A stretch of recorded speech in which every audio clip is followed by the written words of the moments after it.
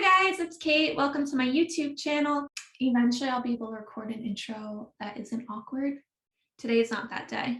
If you follow me on Instagram, you know that I am a past life regression practitioner, which basically means I bring clients into a deep state of hypnosis so that they can access the memories and images from their past lives. This is Snoop, by the way. Okay, Snoop.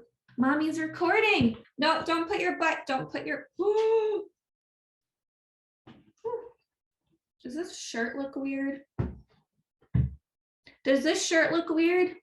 I figured the best video that I could start with is just tell you guys a little bit about my own past life regression. Snoop. Okay, jump down. Good boy.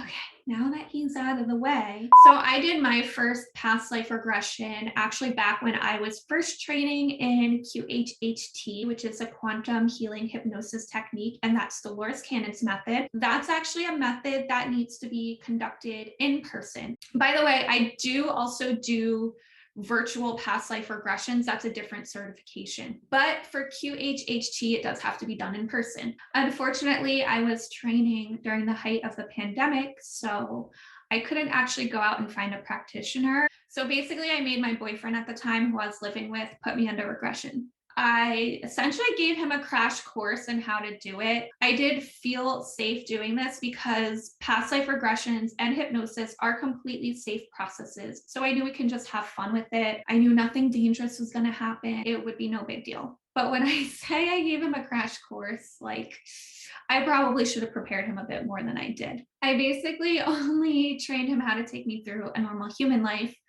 And I didn't go to a normal human life. But let me just start from the induction. I actually like to tell this part of the story because one of the biggest fears people have when they consider doing a past life regression is that it won't work on them. My experience kind of just shows it's always working more than you realize it is. Even if your conscious mind is telling you that it's not working, it is. And my situation kind of proves that. So I lay down in my basement and he starts taking me through the induction. I found this hysterical.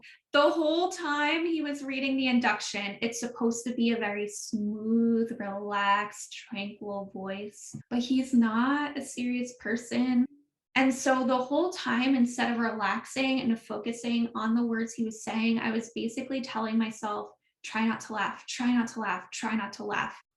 I was fully prepared to basically stop him and tell him that this wasn't going to work, but I decided to trust it, and I'm glad that I did. As soon as he took me off the cloud, which is the end of the induction where you step off into a past life, I began experiencing things that were undeniable. Basically, the best way I could describe what I saw is if you were immersed in like a nebula. There were pinks, oranges, reds, purples, just clouds everywhere, and I was floating. I also felt extremely euphoric.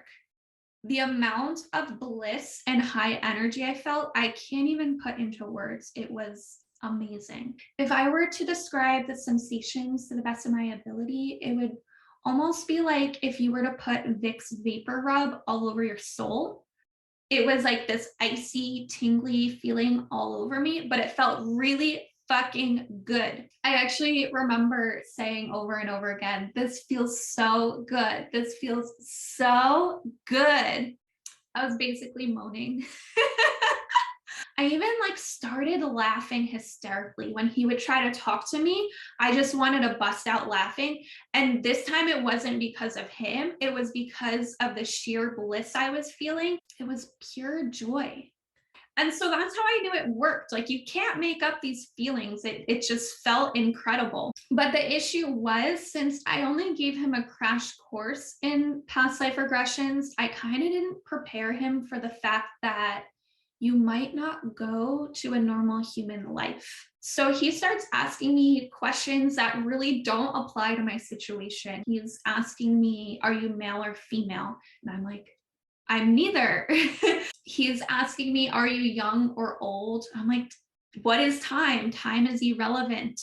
He's asking me, what am I doing right now? And I'm like, That's a stupid question. I'm just enjoying, I'm just being. None of his questions apply to me because he only knew how to ask questions that would apply to humans. I wasn't a human. I was pure energy. I didn't have a body. Honestly, his questions were kind of annoying me because I was just trying to enjoy the experience and he's asking me stupid, irrelevant questions. Why would it matter what gender I am up there? Why do I even need to quantify my age? Like, that was so stupid to me.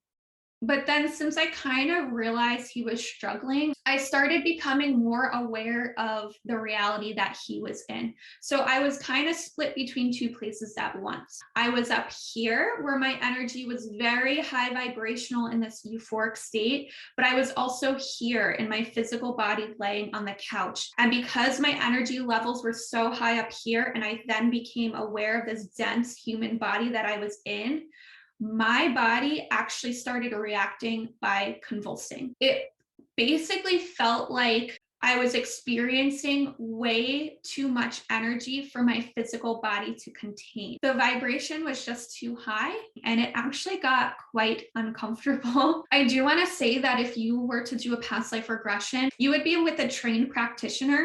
So they would be able to immediately recognize if you were uncomfortable and they would remove you from the situation. So it's nothing to be scared of. It's not dangerous at all. It's just that the person I had putting me under regression didn't know to look out for these things. And that's my fault because I didn't prepare him, but I was fine the entire time. I wasn't scared, just slightly uncomfortable. So after a while of trying to get myself to calm down so that I wasn't experiencing these convulsions, I realized it wasn't working and basically had to be like, hey, you need to remove me from this. I'm uncomfortable. So after that, he moved me along to my next lifetime. What happened then was also very strange. I should have known that I would not experience normal human lives. Like, why wouldn't I warn him that? I'm not really the most human person out there. But anyway, the next thing that happened was I felt the energy that was me basically get sucked into what felt like a vortex. And the next thing I know, I'm in this very sterile, what felt like a lab, but I couldn't fully see it because I was trying to ground my energy into like a vat or a container or a vial of red liquid that contained some sort of fetus. I don't know what the fetus was. So all I really see is this red fluid around me. And all I'm concerned with is getting my energy into this body. I don't exactly know why I was there, but I did have this knowing that I did choose to be there. And I also remember feeling like it was very, very hard to get all of my energy to go into this body. I remember he kept trying to ask me questions about the experience, and I kept having to stop him and tell him, hold on, I'm still trying to get into this body. That seemed to be my only priority, my only mission at the moment. And it was very difficult. It took me some time and it took me a lot of effort. Eventually, I was able to fully get myself into the body, but we didn't really uncover much more than that. If you were with a trained practitioner, we would have figured out more, such as where was I at the time? What kind of fetus was this? Why was I trying to go into this body? What would this body be used for? Look, he thought I was going to be a human and I wasn't, and just really didn't know what to ask to move the experience along. We can't blame him. But one thing I did make note of is that there was a very stark contrast in these two lifetimes. When I was in this vial or this vat, I remember feeling very bored. I didn't really want to be there. There was nothing to do because I was just floating in this red vial of liquid. And I remember this idea of doing nothing and just being there felt very, very boring. Once again, I was kind of annoyed at the questioning because there just wasn't anything exciting to really explain. Very, very different than that lifetime as a nebula, because the act of just existing or being in that lifetime was pure bliss. The next part of a regression is where you contact what Dolores Cannon calls the subconscious mind. I tend to call it the higher self. This is where you can ask any questions your heart desires about the lifetimes you just experienced, and the wisdom of your higher self will give you those answers. I love this part of the session because this is basically where you relate everything to your current lifetime and start to understand why you were shown these lifetimes to begin with. Your higher self always knows the perfect place to bring you during these past life regressions. You're always going to see what you're meant to see. So why was I brought to these lifetimes? At the time when I was doing these regressions, one of my biggest issues was that I felt like I was a very ungrounded person. I'm someone who kind of tends to detach from my body a lot. I'm not really good at being human. My mind is always floating off in other dimensions. I can't help it. It doesn't matter how many times I hug a tree. It doesn't matter how many grounding stones I have.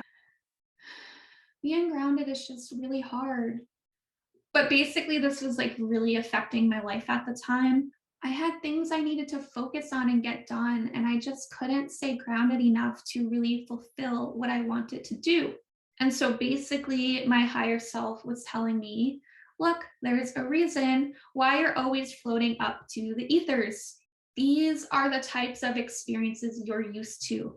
Your soul doesn't like to be contained in a body. Your soul would much prefer the bliss and the euphoria of just being pure energy, unrestricted, unconstrained. My higher self also took me through some healing techniques to help me ground myself more, which did really work on me. This is a perfect state to receive healing in. I left with a much better understanding of myself and my soul, and I felt good knowing that there's beautiful existences out there that just feel so amazing, where you can just be, and it's the most amazing thing you could imagine. So that's the story of my past life regression. If you have any questions, let me know. I love to talk about this shit. Let me know in the comments what you want to hear about next time, or just let me know if you have any questions about past life regressions in general. See you guys next time.